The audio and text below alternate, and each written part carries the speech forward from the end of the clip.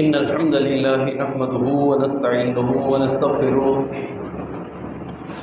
ونعوذ بالله من شرور أنفسنا ومن سيئات أعمالنا من يهده الله فلا مضل له ومن يضلل فلا هادي له وأشهد أن لا إله إلا الله وحده لا شريك له وأشهد أن محمدًا عبده ورسوله اللهم صل على محمد وعلى آل محمد كما صليت على إبراهيم وعلى آل إبراهيم إنك حميد مجيد اللهم بارك على محمد وعلى آل محمد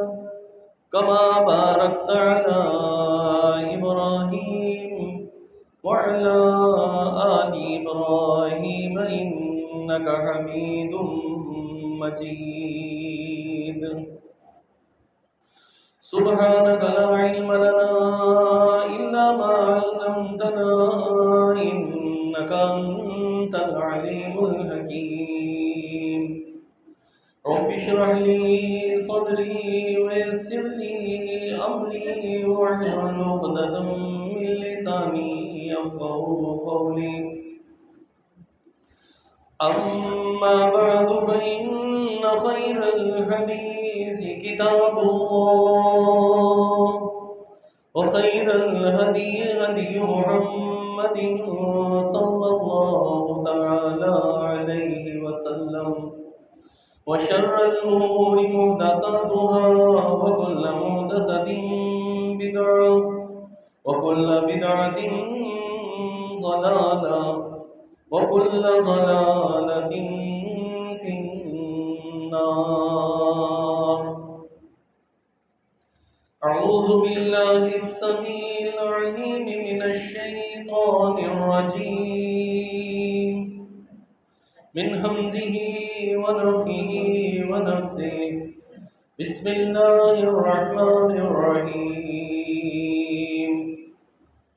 إن الله يحب الذين يقاتلون في سبيله صفا كأنهم بنيان مرصوص.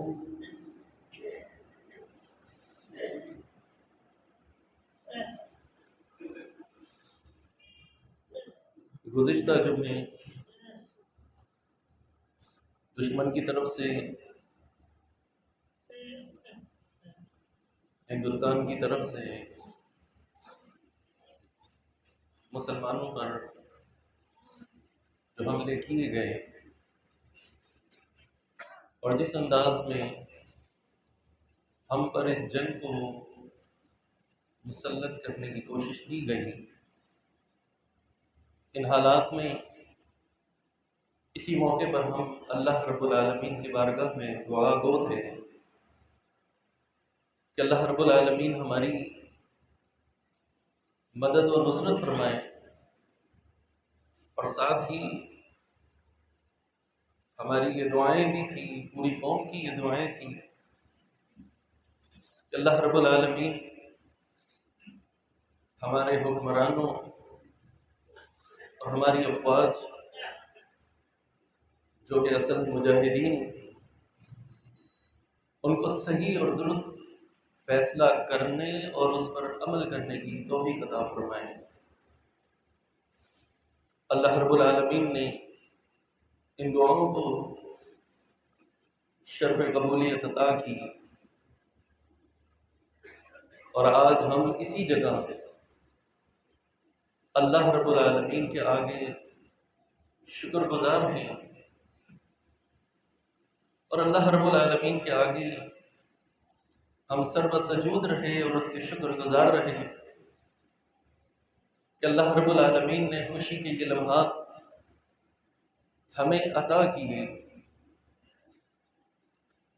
ایک طویل عرصے کے بعد،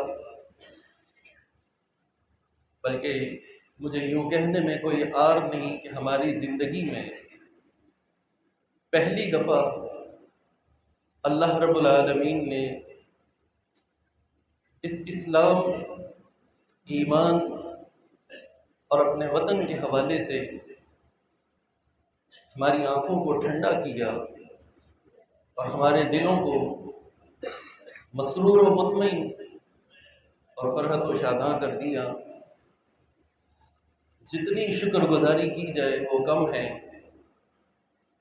کہ پاکستان کی طرف سے، ہماری افواج کی طرف سے 3 سے 4 گھنٹے کا صرف ایک چھوٹا سا جواب، اس نے پورے عالم کفر کو ہلا کر رکھ دیا۔ صرف ہمارا دشمن یہ انڈیا ہی نہیں، بلکہ حقیقت ہے کہ پورا عالم کفر ہل کر رہ گیا۔ اس کی سب سے بڑی دلیل یہ بھی ہے کہ اللہ رب العالمین کے پیارے پیغمبر محمد رسول اللہ صلی اللہ علیہ وسلم کا یہ فرمان ہے کہ الکفر ملت واحدہ، کہ کفر ملت واحدہ ہے، اور قیامت کی نشانیوں میں سے یہ نشانی بھی ہے کہ پورا عالم کفر مسلمانوں پر کس طرح ٹوٹ پڑے گا اور کس طرح انہیں نیست و نابود کرنے کی کوشش کرے گا۔ اور یہ چیز چلی آ رہی تھی، دنیا کا کوئی کونا نہ تھا کہ جہاں مسلمانوں پر اس کفر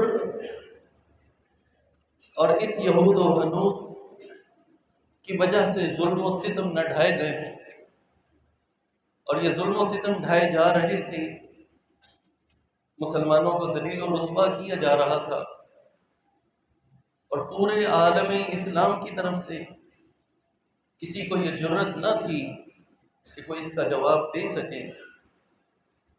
لیکن جب اللہ تعالیٰ نے پاکستان کو یہ توفیق دی اور براہ راست جب پاکستان پر یہ حملہ ہوا، اس کا ایسا بھرپور اور ایسا مربوط جواب کہ وہی بات کہ صرف انڈیا ہی نہیں بلکہ پوری دنیا ان کی آنکھیں کھل گئیں۔ جہاں ایک طرف یہ عالم کفر حیرت میں اور پریشانی میں مبتلا ہے، وہیں دوسری طرف یہ خوشی صرف ہمارے لیے نہیں بلکہ پورے عالم اسلام کے لیے ہے، اور اس میں کوئی شک نہیں کہ عالم عرب میں جو عرب ریاستیں ہیں ان کا بھی ایک کردار ہونا چاہیے تھا، لیکن یہ بھی ہمیشہ خاموش رہے، اور عام لوگوں کا یہ تاثر تھا کہ ہم کب تک اہل اسلام پر اس ظلم و ستم کو دیکھتے رہیں گے، اور ہماری آنکھیں تو ہمیشہ سے یہی منظر دیکھتی رہیں کہ مسلمانوں کے جس علاقے کو دیکھی عالم کفر نے کسی نہ کسی انداز میں وہاں بارود، آگ کی بارش اور براہ راست غارت گری کا بازار گرم رکھا۔ ہماری آنکھیں مایوس اور نا امید ہوتی چلی جا رہی تھی، لیکن جس دن اہل اسلام اور مسلمان یعنی پاکستان کی طرف سے یہ جواب ملا تو ان کا کہنا یہی تھا کہ آج اللہ رب العالمین نے ہماری آنکھوں کو بھی کس طرح ٹھنڈا کیا، اور یہ ایک حقیقت ہے کہ اللہ رب العالمین کی توفیق سے ہی سب کچھ ہوا، اور یہ ٹوٹے پھوٹے ایمان کی وجہ سے اللہ رب العالمین نے مسلمانوں کو یہ دکھایا کہ اتنے گئے گزرے ہونے کے باوجود بھی اگر تم ہمت کرتے ہو تو یہ دیکھ لو کہ اللہ کی مدد اور اللہ کی نصرت تمہیں ضرور حاصل ہوگی۔ وَلَا تَهِنُوا وَلَا تَحْزَنُوا وَأَنْتُمُ الْأَعْلَوْنَ إِن كُنتُم مُؤْمِنِينَ۔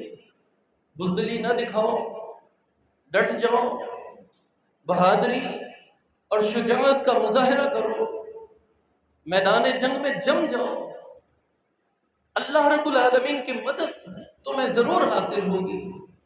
اور جب پاکستان ڈٹا اور اس نے جواب دیا تو اللہ نے اپنی مدد دکھائی۔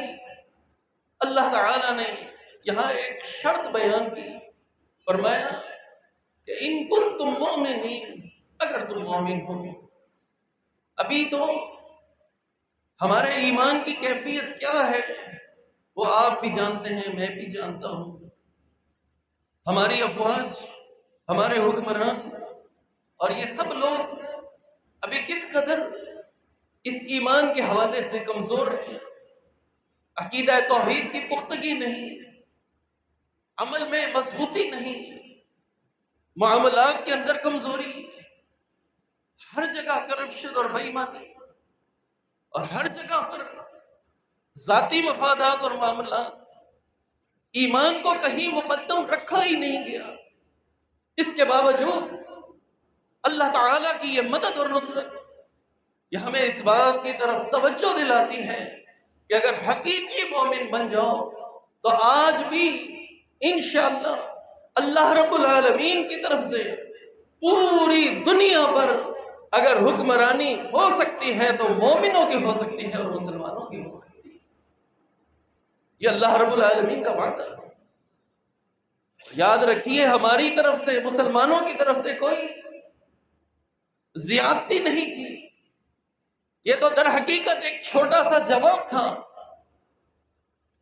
وَقَاتِلُوا فِي سَبِيلِ اللَّهِ الَّذِينَ يُقَاتِلُونَكُمْ، اس جنگ کو ہم پر مسلط کیا گیا، ہم سے لڑنے کی کوشش کی گئی۔ اللہ رب العالمین کا فرمان ہے کہ جب دشمن یہ کوششیں کرے تو پھر تمہیں اس کا جواب بھی دینا ہے، اور الحمدللہ یہاں سے یہ جواب یہ دیا گیا، اور اللہ رب العالمین نے آج ہمارے لیے یہ دن دکھائے کہ اب اس کفر، جو پورا عالم کفر ہے، جو ایک ہے، یہودی ہو، ہندو ہو، کوئی بھی غیر مسلم ہو، عیسائی ہو، سب کے سب جو ہے حواس باختہ۔ یہ چھوٹا سا جواب اللہ کی مدد اور نصرت کے ساتھ ہے۔ اندازہ کیجئے اللہ رب العالمین کی تائید اور نصرت کس طرح مسلمانوں کے ساتھ تھی اور پاکستان کے ساتھ تھی۔ یہ صرف ایک ہلکے سے ایمانی تعلق کی بنا پر ہے کہ اللہ تعالیٰ نے یہ شرف، یہ عزت اور یہ سب کچھ عطا کیا۔ ورنہ یقین جانیے اللہ رب العالمین اگر اسلام کی حفاظت کرنا چاہتا ہے، اہل ایمان کی حفاظت کرنا چاہتا ہے، تو وہ قادر ہے کہ کسی کے ساتھ بھی ان کی مدد کر دے، دشمنوں سے بھی ان کی مدد کروا دے، اور کسی بھی انداز میں اس معاملے کو حل کر۔ ذرا غور کیجیے، اللہ رب العالمین نے اہل قریش کو پورے عرب اور دنیا میں جو عزت دی تھی وہ کیوں تھی؟ کس بنیاد پر وہ عزت تھی؟ کیا وہ پکے اور سچے مومن تھے؟ ہرگز نہیں۔ شرک و کفر ان کے اندر پایا جاتا تھا۔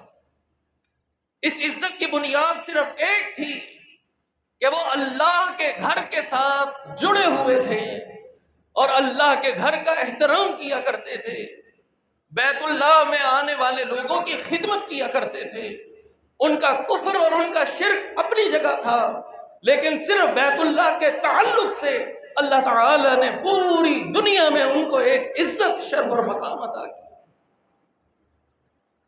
یہاں اللہ رب العالمین نے اس کلمہ توحید کی بنیاد پر بننے والا یہ خطہ اور پاکستان، اور جیسا تیسا بھی ایمان ہے تو یہ کلمہ گو، اس کلمے کا اقرار کرنا اور اس کلمے کو پڑھنا اور اس کلمے کے ساتھ تعلق کو ظاہر کرنا، صرف یہ ایک چھوٹی سی بنیاد تھی اور وجہ تھی جس کی وجہ سے اللہ رب العالمین نے یہ دن دکھایا۔ اللہ رب العالمین کی مدد اور نصرت کیسی ہے کہ اس دشمن کو دن کے اس لمحے میں کہ جب چڑھتا سورج تھا اور پوری آب و تاب کے ساتھ اوپر آ رہا ہے اور پوری زمین پر روشنی پھیلتی چلی جا رہی ہے، اس تیز ترین روشنی میں اور اس چڑھتے سورج کے ساتھ ساتھ کہ ہر لمحہ گزرتے کے ساتھ ساتھ یہ روشنی یہ پھیلتی چلی جا رہی ہے سورج کی، اور دشمن کی کیفیت یہ ہے کہ اس پر اندھیرے مسلط ہو رہے ہیں۔ ہر گزرتے لمحے کے ساتھ اتنے اندھیرے اور اتنے ان پر جو ہے وہ یہ پرچھائیاں اور ان پر اتنے حالات سخت کہ ہاتھ کو ہاتھ سجائی نہ دے۔ ان کے ہاتھوں نے کیا کیا؟ ذرا غور کیجیے، اندھیروں پر اندھیرے مسلط کر دیے اللہ رب العالمین نے۔ ہاتھ کو ہاتھ سجائی دینا تو دور کی بات، ان کی عقل کو بھی کچھ سجائی نہ دے رہا تھا۔ اور پھر اللہ رب العالمین نے یہ بات بتائی کہ اگر تم ہمت کرو تو اللہ رب العالمین تمہیں ضرور عزت ہے اور تمہیں بلندی عطا فرمائے گا۔ وَلَا تَهِنُوا وَلَا تَحْزَنُوا، کب تک ڈرتے رہتے ہیں، کب تک دبکے رہتے ہیں؟ آج اگر باہر نکلے تو اللہ نے اپنے وعدے کو سچا کر دکھایا۔ وَأَنْتُمُ الْأَعْلَوْنَ، اللہ نے تمہیں بلندی عطا کی۔ إِن كُنتُم مُؤْمِنِينَ، اگر تم مومن ہو۔ ابھی تو یہ ایمان بڑا ہلکا، بڑا کمزور ہے، ابھی تو یہ توحید پختہ نہیں، ابھی تو اس کے اندر شرک کی آمیزش ہے، ابھی تو عمل مضبوط نہیں، عمل کے اندر بدعات ہیں، ابھی تو معاملات درست نہیں۔ ہر ادارے میں، ہر حکومت میں، ہر جماعت میں، ہر جگہ، ہر قدم پر بے ایمانی اور کرپشن۔ یہ اللہ رب العالمین کی اس کی طرف سے ایک تنبیہ ہے، ایک سبق ہے کہ اب بھی اپنے معاملات کو درست کر لیا جائے، اپنے عقیدے کو پختہ کر لیا جائے۔ یہ برکت تھی عقیدہ توحید کی، یہ برکت تھی صبح کے وقت کی کہ اللہ کے رسول صلی اللہ علیہ وسلم نے صبح کے وقت میں برکتوں کی دعائیں فرمائیں۔ اللہ کے رسول صلی اللہ علیہ وسلم کی سنت، آپ سفر میں نکلتے، صبح نکلتے، پیغمبر علیہ السلام کی سنت، اگر دشمن پر حملہ کرتے صبح کے وقت حملہ کرتے، منہ اندھیرے خیبر پر حملہ کیا گیا، فرض فجر کی نماز جلدی پڑھی گئی۔ آج بھی مسلمان اس ملک میں فجر کی نماز دیر سے پڑھتے ہیں، لیکن اللہ نے یہ توفیق دی ان مجاہدین کو، ان افواج کو، کہ انہوں نے فجر کی نماز اس میں جلدی کی، اور فجر کی نماز منہ اندھیرے پڑھنے کے ساتھ ہی دشمن پر حملہ کیا، اور یہ حملہ خالصتاً توحید کی بنیاد پر تھا۔ آپ نے دیکھا اللہ رب العالمین کی صداؤں کے ساتھ، اللہ اکبر کے نعروں کے ساتھ جب یہ حملہ کیا گیا، اللہ رب العالمین نے اس میں کتنی برکتیں ڈالی۔ یہ ساری برکتیں، سارے فوائد و ثمرات اللہ دکھا رہا ہے، اس سے ہمیں سبق حاصل کرنا چاہیے۔ زبانی کلامی خوشی کا اظہار کر لینا کیا یہ کافی ہے؟ ہرگز نہیں، بلکہ یہ موقع ہے کہ اپنے عقیدے کو درست کیا جائے، یہ موقع ہے اپنے عمل کی اصلاح کی جائے، یہ موقع ہے کہ آج بھی اہل اسلام کے لیے، اپنے اس وطن کے لیے تمام لوگوں کو، تمام جماعتوں کو، تمام اداروں کو مل کر ملک کی ترقی اور پھر اس کے ساتھ ساتھ موجودہ دور کی جو ضروریات ہیں، جو ٹیکنالوجیز ہیں، اس کو حاصل کرنے کی کوشش کی۔ یہ تب ممکن ہے جب ہم اپنے معاملات کو، اپنی کرپشن کو ختم کریں۔ یہ تب ممکن ہے جب ہم حقیقی مومن بنیں۔ یہ وقت کی ایک ضرورت ہے۔ وَأَعِدُّوا لَهُم مَّا اسْتَطَعْتُم مِّن قُوَّةٍ، اس قوت اور طاقت کے لیے کوشش کرنی ہے، اس کے لیے تیاری کرنی ہے، لیکن اس کے بعد جو آخری ہتھیار ہے وہ ایمان کا ہتھیار ہے، وہ اللہ اکبر کی صدا ہے کہ جو دشمنوں پر جو اس طرح گرتی ہے، جو دشمنوں کو اس طرح تباہ و برباد کرتی ہے کہ جس کا اس نے کبھی تصور بھی نہیں کیا۔ اور پھر بعض اوقات اگر یہ حملے ناکام بھی ہو جائیں، یہ جواب اگر کبھی ناکام بھی ہو جائے، تو مسلمانوں کو مایوس نہیں ہونا چاہیے، ہم وطنوں کو مایوس نہیں ہونا چاہیے۔ رسول اللہ صلی اللہ علیہ وسلم کے ان فرامین کو سامنے فرمایا کہ جب کوئی مسلمان، کوئی مجاہد وہ دشمن پر حملہ کرتا ہے، وہ ایک وار کرتا ہے، ایک نیزہ ان کی طرف پھینکتا ہے، پیغمبر علیہ السلام نے فرمایا کہ اگر وہ دشمن کے علاقے میں چلا گیا اور پھر اس کے بعد اگر وہ ہدف پر لگتا ہے تو بھی، اور اگر ہدف سے چوک جاتا ہے، ہدف پر نہیں بھی لگتا، تو اللہ رب العالمین اس مجاہد کے اجر و ثواب میں کوئی کمی نہیں کرتا۔ اس کا یہ ایک نیزہ جو پھینکا گیا ہے، جو دشمن کے علاقے میں پہنچ گیا اور جو نشانے پر لگ گیا یا نشانے سے چوک گیا، اللہ رب العالمین اس کے عوض ایک غلام آزاد کرنے کا اجر و ثواب اس ایک مجاہد کو عطا کرتا ہے۔ اجر و ثواب پورے پورے ہیں۔ یہ تو خوشی اللہ نے اس لیے دکھائی کہ پورے عالم اسلام کو جھنجھوڑ کر رکھ دے یہ خوشی کہ اگر آج بھی ہم اپنی اصلاح کر لیں، اپنے معاملات کو درست کر لیں، اپنے عقیدے کو پختہ کر لیں اور اپنی تیاری کو مضبوط کر لیں، وَأَعِدُّوا لَهُم مَّا اسْتَطَعْتُم مِّن قُوَّةٍ وَمِن رِّبَاطِ الْخَيْلِ تُرْهِبُونَ بِهِ عَدُوَّ اللَّهِ وَعَدُوَّكُمْ۔ دشمنوں کے مقابلے میں تیاری، اس دور میں یہ تیاری تیروں سے ہوتی تھی، تلواروں سے ہوتی تھی، گھوڑوں سے ہوتی تھی۔ آج کے دور میں، موجودہ دور کے تقاضے یہ ہیں کہ یہ تیاریاں جو ہیں جدید ٹیکنالوجیز کے ساتھ ہیں۔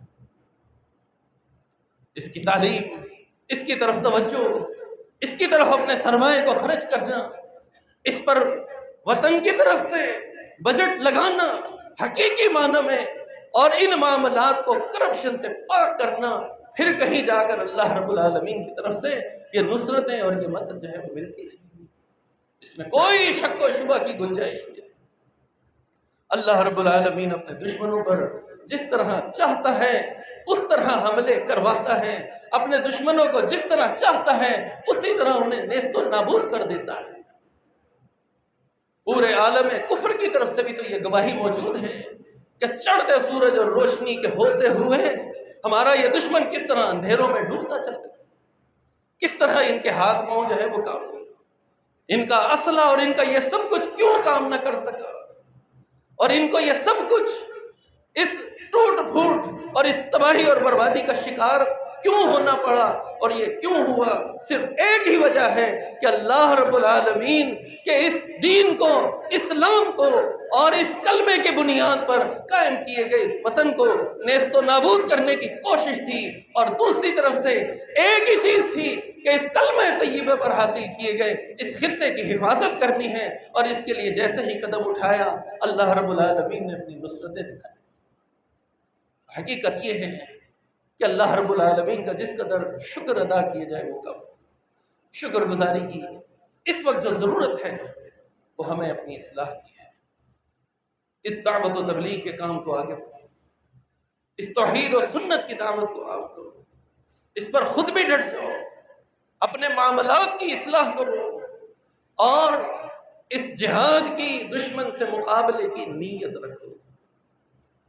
نیت رکھنا یا اس کے لیے کوشش کرنا، اس کا مقصد یہ نہیں ہے کہ اپنی یہ قیمتی ترین جان، اپنا قیمتی ترین یہ سرمایہ کہیں ادھر ادھر اور بیکار کے کسی کام میں یا خواہ کسی کے نعروں اور کسی کی آوازوں کے پیچھے لگ کر اپنی اس جان کے نذرانے کو پیش کر دی جائے۔ ہرگز نہیں، اس کی پوری حفاظت ہوگی اور پوری بصیرت کے ساتھ جہاں جب ضرورت پیش آ جائے یہ نیت اور ارادہ ہو کہ انشاءاللہ یہ جان بھی اور یہ مال بھی اللہ کے راستے میں اور اس اسلام کے لیے لیے گئے خطے کے لیے قربان ہو۔ یہ الگ بات ہے کہ یہ ہماری کمزوریاں ہیں کہ آج تک ہم یہاں پر کلمہ توحید کو نافذ نہ کر سکیں، یہ ہماری کمزوری ہے۔ کوئی شخص کسی دوسرے پر الزام دے، الزام دینا آسان ہے، کبھی ہم نے اپنا محاسبہ کیا؟ آج تک ہم پوری زندگی کن کے پیچھے لگے رہے، کن کو اپنا حکمران بناتے ہیں، کن کو ہم چنتے ہیں، کن کو ہم جو ہے وہ یہاں لے کر آتے ہیں، ہماری یہ کوششیں کن کے لیے ہیں؟ کبھی غور و فکر کیا؟ آج سے 10-15 سال پہلے چلے جاؤ، پورے کراچی اور حیدرآباد بے شک یہ توحید پرست ہو، بے شک یہ موحد ہو، بے شک یہ دین کا کتنا بڑا داعی ہو، اس کا ووٹ کس لیے ہوا تھا، کس کے لیے ہوا کرتا تھا، کس کے لیے ہوا کرتا تھا؟ پوچھے اپنے دلوں سے۔ آپ نے ساری زندگی یہ حکمرانی کا حق کن کو دینے کی کوشش کی؟ اس کے بعد پھر حالات نے پلٹا کھایا، پھر اس کے بعد معاملات تبدیل ہوئے، اور پھر اس کے بعد آج تک ہم دیکھیں کہ ہمارے یہ سارے ووٹ، ہماری یہ ساری کوششیں، ہمارا یہ سب کچھ کس کے لیے ہے؟ کیا کوئی بہت بڑا مجاہد ہے؟ کیا کوئی بہت بڑا عالم دین ہے؟ کیا بہت بڑا دین کا داعی ہے؟ کیا وہ توحید پرست ہے؟ آج یہ سب لوگ برملا کہتا ہوں جو ہمارے ملک پر مسلط ہیں، قبروں کے پجاری ہیں، جہاں کہیں کوئی ایسا معاملہ نظر آئے، جہاں قبر نظر آئے، شجر و حجر نظر آئے، وہیں اپنی گردن ٹکا دیں، وہیں سجدہ ریز ہو جائیں، کہیں جو ہے وہ قبروں اور مزاروں کو غسل دیتے نظر آئیں، کبھی وہاں پر حاضریاں بھرتے دیکھتے نظر آئیں۔ بتائیے کہاں ہے وہ توحید، کہاں ہے وہ ایمان؟ اور ہم بڑی خوشی اور فخر کے ساتھ کہتے ہیں ہم ان کے ساتھ ہیں، ہم ان کے ساتھ ہیں۔ الزام دینا آسان ہے، پہلے اپنی اصلاح کی ضرورت ہے۔ کیا عقیدہ توحید، یہ ایمان اس بات کی اجازت دیتا ہے کہ ہم اس طرح کے معاملات کو انجام دیں؟ کیا ہم اس طرح کی چیزوں کو اختیار کریں؟ کیا کبھی کسی پیغمبر کی یہ سنت رہی؟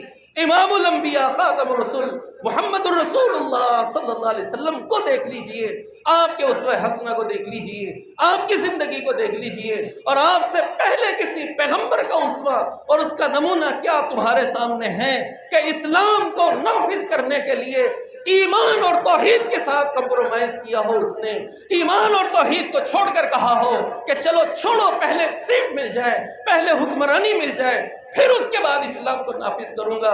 اس غلط طریقے سے کبھی اسلام آ ہی نہیں سکتا، اور اگر اسلام کے نام پر آ جاتے ہو تو یاد رکھیے کبھی وہ اسلام نافذ ہو ہی نہیں سکتا۔ جس کی بنیاد ہی غلط ہو، جہاں توحید ہی نہ ہو، جہاں ایمان کے تقاضے ہی نہ ہو، الحب للہ والبغض للہ ایمان کا بنیادی تقاضا ہے۔ محبت کس سے ہونی چاہیے، دشمنی کس سے ہونی چاہیے، چیک تو کریں۔ ہمارے تعلقات، ہمارے معاملات، ہمارے تعاون کن کے ساتھ ہیں؟ اہل ایمان کے ساتھ ہیں، اللہ والوں کے ساتھ ہیں، یا جو اللہ کے دشمن ہیں اور اللہ کے بندوں کا اور مومنوں کا اور اللہ کے ولیوں کا مذاق اڑانے والے ہیں، ان کو نیست و نابود کرنے والے ہیں، ان پر جو ہے وہ طرح طرح کی پابندیاں لگانے والے ہیں؟ کیا ہماری یہ دوستیاں اور تعلق ان کے ساتھ ہیں، ہمارے یہ تعاون ان کے ساتھ؟ اندازہ کرنا چاہیے۔ عرض کرنے کا مقصد یہ ہے کہ اللہ رب العالمین کی طرف سے یہ چند اصول ہمیں بتائے گئے ہیں، اور یاد رکھیے اللہ رب العالمین محبت بھی انہی لوگوں سے رکھتا ہے۔ ان اللہ یحب الذین یقاتلون فی سبیلہ صفا کأنہم بنیان مرصوص۔ اس میں ایک اشارہ میں آپ کو دوں کہ اگر ہمارے حکمران یا ہمارے اداروں میں واقعتاً کچھ نہ کچھ اگر پڑھے لکھے لوگ ہوں تو ان کی اس تعلیم کی جھلک بھی نظر آتی ہے۔ اگر ہمارا یہ کمانڈر جسے حافظ قرآن کہا جاتا ہے تو اس کا چناؤ دیکھیے، بنیان مرصوص، قرآن کریم کی ایک آیت میں سے چن کر اس کے لیے جو لشکر تیار کیا گیا، اس حملے کے لیے جو نام دیا گیا، تو کسی بھی مقام پر کسی بھی جگہ اگر اہل لوگ ہوں گے تو اس کی کچھ نہ کچھ جھلک آپ کو نظر آئے گی۔ عرض یہ کر رہا تھا ان اللہ یحب الذین یقاتلون فی سبیلہ، لوگوں اللہ محبت کرتا ہے ان لوگوں سے جو اس کے راستے میں جہاد کرتے ہیں، جو دشمنوں سے لڑنے کے لیے تیار رہتے ہیں، جو دشمنوں سے لڑنے کے لیے پوری تیاری رکھتے ہیں، خود نہیں لڑتے۔ ہم نے پہلے کہا ہماری طرف سے حملہ نہیں تھا۔ الذین یقاتلون فی سبیلہ، جو لوگ اللہ کے راستے میں جہاد کرتے ہیں، کیوں کہ ان کے ساتھ جہاد، ان کے ساتھ لڑائی کی جا رہی ہے، اس لڑائی کو ان پر مسلط کیا جا رہا ہے، تو پھر وہ جواب دیتے ہیں۔ اللہ محبت کرتا ہے ان لوگوں سے یقاتلون فی سبیلہ، جو اس کے راستے میں جہاد کرتا ہے۔ جہاد کی نیت ہونی چاہیے، تیاری ہونی چاہیے، اس کے لیے کوشش ہونی چاہیے، اس کے لیے نیت ہونی چاہیے۔ رسول اللہ صلی اللہ علیہ وسلم کے اس فرمان کو سامنے رکھیے۔ پیغمبر علیہ السلام نے فرمایا کہ جو شخص ساری زندگی جہاد نہیں کرتا اور اس کے دل میں کبھی جہاد کی خواہش پیدا نہ ہوئی کہ کاش مجھے جہاد کا موقع ملے، یہ خواہش بھی پیدا نہ ہو، اور پھر وہ فوت ہو جائے، تو پیغمبر علیہ السلام نے فرمایا کہ نفاق کی ایک علامت یا نفاق کی ایک شاخ پر اس کی موت ہوتی ہے۔ یہ جہاد کا جذبہ تو ہونا چاہیے، اس کے لیے تیاری ہونی چاہیے، اس کے لیے نیت کا اور ارادے کا ہونا یہ ضروری ہے، اور یہ ہونا چاہیے۔ ان اللہ یحب الذین یقاتلون فی سبیلہ، اللہ بھی محبت کرتا ہے ان لوگوں سے جو اس کے راستے میں، اس کے دین کے لیے، اعلی کلمت اللہ کے لیے کوشش کرتے ہیں، جہاد کرتے ہیں۔ فی سبیلہ صفا، یک بستہ، ایک ہو کر، پوری صف بندی کے ساتھ۔ اور ہم نے دیکھا کہ بے شک جہاں توحید نہ تھی، جہاں پیغمبر علیہ السلام کی اتباع نہ تھی، کچھ بھی نہ تھا، لیکن اس کے باوجود ایک صفت پائی گئی پوری قوم میں، پورے پاکستان میں، کہ سب کا ایک ہی فیصلہ تھا، اس دشمن کے ساتھ لڑائی ہوگی، اس کا جواب دیا جائے گا۔ سب کے سب ایک پیج پر تھے، کسی کی طرف سے مخالفت سامنے نہیں آئی۔ اگر کسی نے مخالفت کی تو اس نے گویا جہاد کی مخالفت کی، اس نے اللہ کے دین کے کلمے کی بلندی کی مخالفت کی، اس نے اس خطے کے لیے کہ جس خطے پر اگرچہ اسلام اور توحید ابھی نافذ نہ ہوا، لیکن یہ خطہ بنا اسلام کے نام پر، کلمہ توحید کے نام پر، اس کی مخالفت کی، اور پھر اپنی مخالفت کو آج وہ دیکھتا رہا اور دھول چاٹتا رہا وہ بھی۔ تو فرمایا کہ پوری قوم ایک تھی، صفن بنیانہم، ایک دیوار اور ایک مضبوط عمارت کی مانند، کأنہم بنیان مرصوص، فرمایا کہ جس طرح ایک مضبوط دیوار ہوتی ہے، سیسا پلائی ہوئی دیوار، ایسے ایک ہو کر جب دشمن کا مقابلہ کرو گے تو اللہ کی مدد شامل حال ہوگی۔ اور اسی وجہ سے اللہ رب العالمین کی یہ مدد ہمیں ملی۔ بنیان مرصوص، اسے کہا جاتا ہے سیسا پلائی ہوئی دیوار۔ اس کا کیا مطلب ہے؟ گزشتہ دور میں جب کوئی دیوار تعمیر کی جاتی ہے اور پھر اسے مضبوط کرنا ہوتا اور بہت زیادہ مضبوط کرنا ہوتا، تو اس دیوار کی چنائی کے بعد تانبا اسے پگھلا کر اس کے اوپر ڈالا جاتا تھا تاکہ یہ دیوار مضبوط ہو جائے۔ چونکہ یہ پگھلا ہوا تانبا اس کے دروں شگاف میں چلا جاتا تھا اور یہ دیوار مضبوط ہو جاتی، اس لیے اسے سیسا پلائی ہوئی دیوار کہا جاتا۔ قرآن کریم میں بھی اللہ رب العالمین نے سورۃ الکہف میں ذوالقرنین جو ایک بادشاہ تھا اس کا تذکرہ کیا کہ اس نے یاجوج اور ماجوج ان سے بچاؤ کے لیے ان لوگوں کے لیے جو دیوار تعمیر کی، اور اس دیوار کو تعمیر کرنے کے بعد اس نے کیا کہا؟ اس نے یہ کہا کہ وَآتُونِی، اب لے کر آؤ میرے پاس۔ کیا؟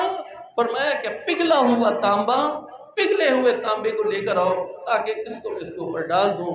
چنانچہ اس بادشاہ نے وہ دیوار تعمیر کی اور اس پر پگھلا ہوا تانبا ڈال کر اسے مضبوط کر دیا، سیسا پلائی ہوئی دیوار کر دی۔ رسول اللہ صلی اللہ علیہ وسلم نے فرمایا کہ یاجوج ماجوج روزانہ اس دیوار کو چھیلتے ہیں، کاٹتے ہیں، اس کے لیے کوشش کرتے ہیں۔ پوری ایک قوم ہے جو لگی ہوئی ہے اسی کام میں کہ کسی طرح اس دیوار کو کاٹ کر راستہ بنایا جائے اور اس دنیا سے تعلق ان کا قائم ہو اور اس دنیا میں تباہی اور بربادی پھیلا دیں۔ یہ دیوار چھیلتے ہیں، کاٹتے ہیں، پوری قوم لگی ہوئی ہے، یہاں تک کہ رات اور شام ہو جاتی ہے، سورج غروب ہونے لگتا ہے تو کہتے ہیں بس اب اس کو چھوڑ دو، اب ہم کل دوبارہ اس کو بنائیں گے۔ یہاں تک کہ صبح جب وہ واپس آتے ہیں اللہ تعالیٰ کی طرف سے یہ دیوار دوبارہ پوری بنی ہوتی ہے، دیوار پھر بنی ہوئی۔ تو یہ سیسا پلائی ہوئی دیوار، اس لیے اس کو وہ کہا جاتا ہے۔ عرض کرنے کا اور پوری گفتگو کا خلاصہ صرف اور صرف یہی ہے کہ زبانی اور کلامی خوشیاں، اس کا اظہار یہ کافی نہیں، حقیقی معنی میں اللہ کی بارگاہ میں سر بسجود ہونا چاہیے۔ جتنا شکر ادا کریں وہ کم ہے، اور پھر اس کے ساتھ ساتھ اللہ تعالیٰ کی طرف سے یہ سبق ہے کہ آج بھی ہمیں اپنی اصلاح کرنے کی ضرورت ہے، اور اگر ہم حقیقی معنی میں اپنی اصلاح کر لیں تو یہ پوری دنیا میں جو عالمی اسلام ہے انشاءاللہ اسی کی حکمرانی ہوگی، اور پوری دنیا کے کسی خطے اور کسی کونے میں بھی کسی دشمن کی، کسی یہود و ہنود کی اور کسی کفر والے کی یہ ہمت اور طاقت نہ ہوگی کہ وہ کسی ایک مسلمان کو بھی دبا سکے، کسی ایک مسلمان پر بھی ظلم و ستم ڈھا سکے۔ ایسا ممکن نہیں، اس لیے کہ اہل ایمان کی ہیبت ہی بہت زیادہ ہوتی ہے، اور اللہ رب العالمین نے یہ ہیبت انہیں عطا کی، اور اللہ تعالیٰ نے اس کی ایک جھلک ہمیں دکھائی۔ اللہ رب العالمین سے دعا ہے اللہ رب العالمین صحیح معنی میں اس جہاد کے تقاضوں کو ہمیں پورا کرنے کی توفیق عطا فرمائے۔ اللہ رب العالمین خوشی کے ان لمحات، ان کی صحیح معنی میں شکر گزاری کی ہمیں توفیق عطا فرمائے۔ اللہ رب العالمین پوری قوم کو، تمام افواج کو اور تمام اداروں کو اور سیاسی جماعتوں کو اپنی اصلاح کرنے کی توفیق عطا فرمائے۔ اقول قولی ھذا واستغفر اللہ لی ولکم وما علیکم۔